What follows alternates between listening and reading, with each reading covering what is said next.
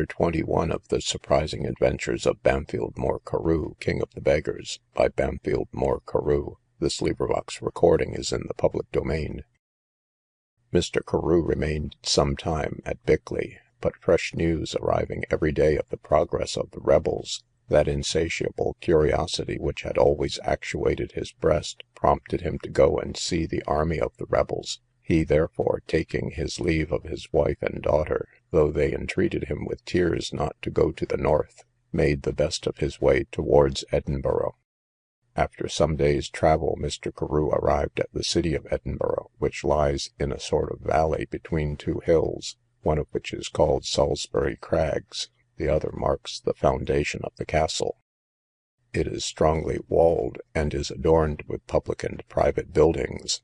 At the extremity of the east end of the city stands the palace of Holyrood House, leaving which, a little to the left, you come through a populous suburb to the entrance called the Waterport. From hence, turning west, the street goes on in a straight line through the whole city to the castle, which is above a mile in length, and is said by the Scots to be the largest and finest street for buildings and number of inhabitants in Europe.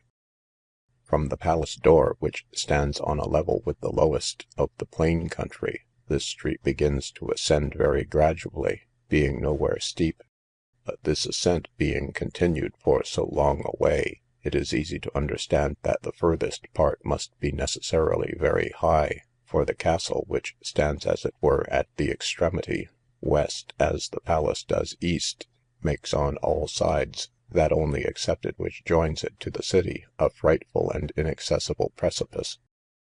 The castle is situated on a high rock, and strongly fortified with a great number of towers, so that it is looked upon as impregnable.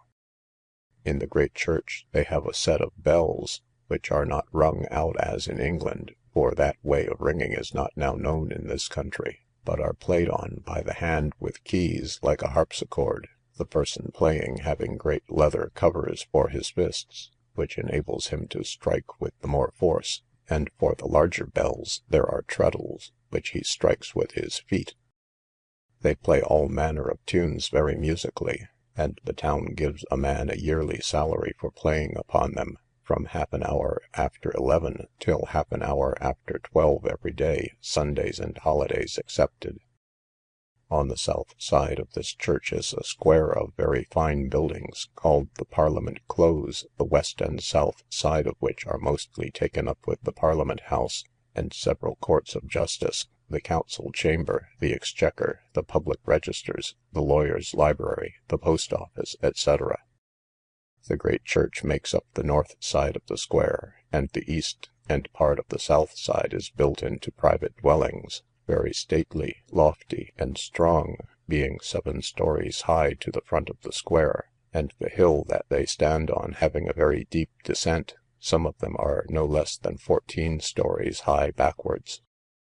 Holyrood House is a very handsome building, rather convenient than large. It was formerly a royal palace and an abbey, founded by King David the First, for the canons regular of St. Austin, who named it Holyrood House, or the House of the Holy Cross, which was destroyed by Oliver Cromwell, but nobly re-edificed by King Charles the Second, and of which his Grace the Duke of Hamilton is hereditary keeper. It is now almost entirely neglected. The entrance from the great outer court is adorned with pillars of hewn stone, under a cupola, in form of an imperial crown, balustraded on every side at the top. The forepart has 2 wings, on each side of which are 2 turrets. That toward the north was built by King James V, whose name it bears in letters of gold, and that towards the south, as well as the rest, by Charles II, whereof Sir William Bruce was the architect. The inner court is very stately, all of free stone, well hewn, with a colonnade round it, from whence are entries into the several apartments. But above all, the long gallery is very remarkable, being adorned with the pictures of all the Scotch kings, from Fergus the First, done by masterly hands. Here Mr. Carew met the rebels, but having no mind to join them, he pretended to be very sick and lame. However, he accosted them with, "God bless you, noble gentlemen," and the rebels moving on to Carlisle, he hopped after them, and from thence to Manchester, and there had a sight of the Pretender's son, and other commanders. He afterwards accompanied them to Derby, where a report was spread that the Duke of Cumberland was coming to fight them, upon which, their courage failing, though the Pretender's son was for fighting, they retreated back to Carlisle, upon which he thought it time to leave them, and hopped homeward on his crutches, taking care to change his note to God bless King George and the brave Duke William. Coming into Bristol, he met with one Mr. P., an apothecary, who had formerly known him at St. Mary Ottery in Devon. Mr. P. was very glad to see him, and took him to a tavern, where he treated him very handsomely, and then sent for his wife, sister, and other friends to come and see him. They were all highly pleased to see a man they had heard so much talk of, and after spending some hours very merrily with him, they would have him to try his fortune in that city, but to take care of the mint. Accordingly he went to a place of rendezvous of the brothers of the mendicant order in Temple street, equipped himself in a very good suit of clothes, and then went upon the exchange, as the supercargo of a ship called the Dragon, which had been burnt by lightning off the Lizard Point. By this story he raised a very handsome contribution on the merchants and captains of vessels, it being well known that such a ship had been burnt in the manner he described. He then returned to his friend Mr. P., the apothecary, and knocking at the door, asked if he was at home, upon which Mr. P. came forth, and, not knowing him again in his supercargo's dress, made him a very low bow, and desired him to walk in. Mr. Carew asked him if he had any fine salve, as he had met with an accident and burnt his elbow, upon which Mr. P. ran behind his counter and reached down a pot of salve, desiring, with a great deal of complaisance, the favour of looking at his elbow. He then discovered himself, which occasioned no little diversion to Mr. P. and his family, who made him very welcome. Going back to his quarters, he laid aside his finery, and dressed himself more meanly, like to a labouring mechanic. He then went into the street, and acted like a madman, talking in a raving manner about Messrs. Whitfield and Wesley, as though he was disordered in his mind by their preaching, calling in a furious manner at every step upon the Virgin Mary, Pontius Pilate, and Mary Magdalene, and acting the part of a man religiously mad. Sometimes he walked with his eyes fixed upon the ground, and then of a sudden he would break out into some passionate expressions about religion. This behaviour greatly excited the curiosity and compassion of the people, some of whom talked to him, but he answered everything they said in a wild and incoherent manner, and as compassion is generally the forerunner of charity, he was relieved by the most of them.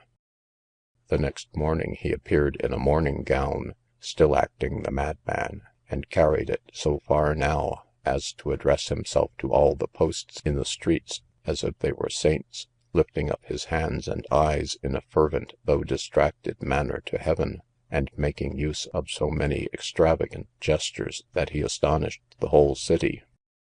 Going through Castle street, he met the Reverend Mr. B—C., a minister of that place, whom he accosted with his arms thrown round him, and insisted in a raving manner he should tell him who was the father of the Morning Star, which frightened the parson so much that he took to his heels and ran for it, he running after him, till he took shelter in a house. Having well recruited his pockets by this stratagem, he left the city next day, and travelled towards Bath, acting the madman all the way till he came to Bath. As soon as he came there, he inquired for Dr. Cooney's, and being directed to his house, found two brother mendicants at the door. After they had waited some time, the servant brought each of them a halfpenny, for which his brother mendicants were very thankful, but Mr. Carew gave his halfpenny to one of them, then knocking at the door, and the maid coming out again, "Tell your master," said he, "I am not a halfpenny man, but that my name is Bampfylde Moore Carew, king of the mendicants, which being told, the doctor came out with one of his daughters, and gave him 6d. and a mug of drink, for which he returned thanks.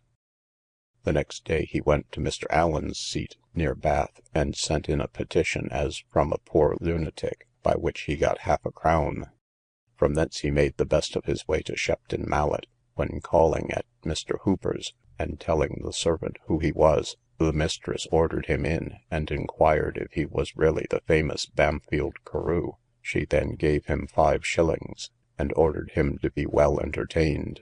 At Shepton Mallet our hero had the pleasure of meeting with his beloved wife, to their mutual joy and satisfaction, and finding several brethren of the order there, they passed some days together with much mirth and harmony.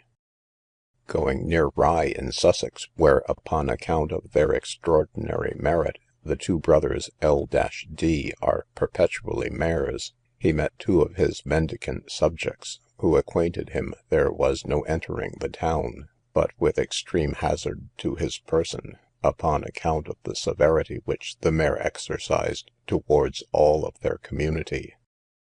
Mr. Carew's wife, hearing this, entreated him in the most tender manner not to venture into the town; but as his great heart always swelled when anything hazardous presented, and as he was willing to show his subjects by example that nothing was too difficult for industry and ingenuity to overcome, he was resolved to enter Rye, which he did with a very slow, feeble, and tottering pace, stopping every minute by the most violent fits of coughing, whilst every limb shook with an universal palsy, his countenance appearing rather to be the property of some one among the dead than to belong to any living body. In this manner he crept along to the mayor's house, and in a most lamentable moan begged some relief. The mayor, seeing so deplorable a figure, said he was indeed a real object of pity, and therefore gave him 1 shilling, and liberty to go through the town, which he did with no little profit, and with great applause from the mendicants, when they heard of his success. Steering from thence to Dungeness, he found a vessel ready to sail for Boulogne, on board of which he embarked, and landed safe there, and found it so thronged with English soldiers, it being soon after the reducing of the army, that had he not known the contrary, he should have thought himself in some town in England. Some of the soldiers, knowing him, cried out, "Here's Bampfylde Moore Carew," upon which they took him along with them to their quarters, and they passed the day very merrily. The soldiers expressed great discontent at their being discharged, swearing they would never come over to England any more, saying, if they had not come over then, they should have been either starved or hanged. He then inquired how they lived in France. They replied, never better in their lives. From Boulogne he set off for Calais, where he likewise found a great multitude of English soldiers, and more were daily coming in. Whilst he was there, the Duke of Richmond arrived in his way to Paris, who, seeing many English soldiers, asked some of them why they came there, to which they replied, they should have been either starved or hanged if they had stayed in England. Mr. Carew intended to have paid his respects to his grace, but had not an opportunity, and soon after, being taken very ill, was obliged to desist from his intended design of making a tour through France, Germany, etc. He therefore took a passage in the packet boat from Calais, and landed at Dover. From hence he went to Folkestone, where he got a pass and relief from the mayor, under the name of John Moore, a native of St. Ives in Cornwall, who had been cast away on the coast of France in a vessel coming from Ireland. Having borne this character as long as suited his inclination, he metamorphosed himself again, and appeared in quite a different shape. He now wore a full handsome tie wig, but a little changed by age, a good beaver hat, somewhat duffy, a fine broadcloth coat, but not of the newest fashion, and not a little faded in its colour. He was now a gentleman of an ancient family and good estate, but reduced by a train of uncommon misfortunes. His venerable looks, his dejected countenance, the visible struggles between the shame of asking and the necessity which forced him to it, all operated to move the pity of those he applied to, which was generally shown by handsome contributions; for few could think of offering mites to a gentleman of so ancient a family, and who had formerly lived so well; and indeed, how much soever we may envy the great in their prosperity, we are as ready to relieve them in their misfortunes. Chapter 22.